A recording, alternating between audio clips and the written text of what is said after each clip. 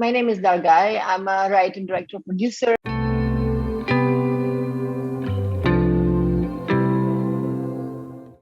Everything is disturbing at this point of time. I think like first couple of days, I couldn't even speak. Like I couldn't reply to anyone. A lot of people messaged me. A lot of people called me, but I couldn't even like process the information, not being emotional. Right now, finally, after for several days, I can talk about it.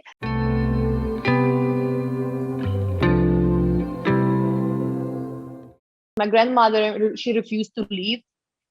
She's in a village which is just like 30 minutes from Kyiv, and she hears bombs. She sees the entire sky is red. She sees all the planes going back and forth, and she can hear shots.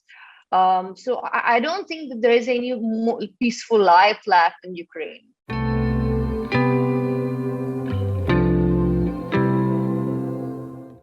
I have a lot of friends and families who just completely refuse to leave because they say if we leave, then who will help? My mom, when she came to the border, I really begged her just to cross the border. But then she's like, yeah, maybe I'll do it. But instead of that, she just contacted local volunteers. She took all the medicine that needed to be dropped to Kyiv because Kyiv is right now also under seizure. And then she, drove for 15 hours back to Kyiv to help volunteers. And now she's in Kyiv. Along with my uncle, who is also helping there, a lot of people are still there stuck in bomb shelters. They need water, they need medicine, they need food. So they're helping them out. So I think the spirit is really, really high and it's extremely inspiring.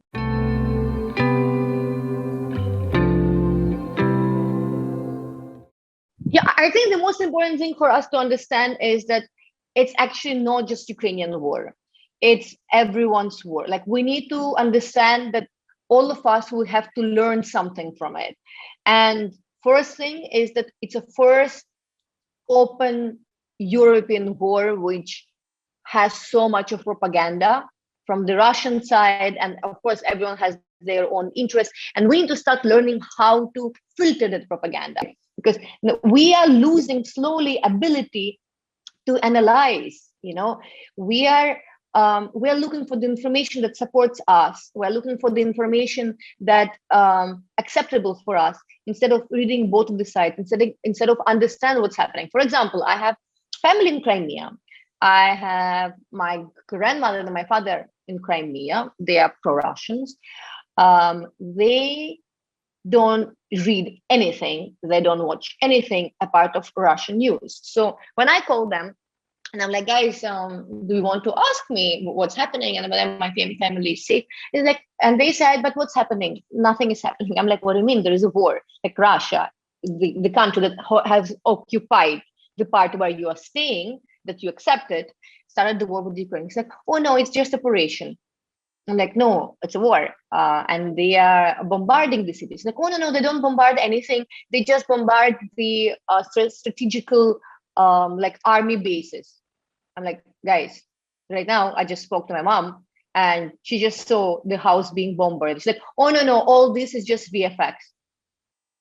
I'm like, guys, listen, let's just do a video call. I'll just show you what's happening outside. She's like, no, please just don't irritate us. You don't know what's happening. And at that point, and I have so many friends like that, I really request our generation, older generation, younger generation, start reading books and educating, because if we consume only information which are being fed to us, sooner or later we will just fall as humanity.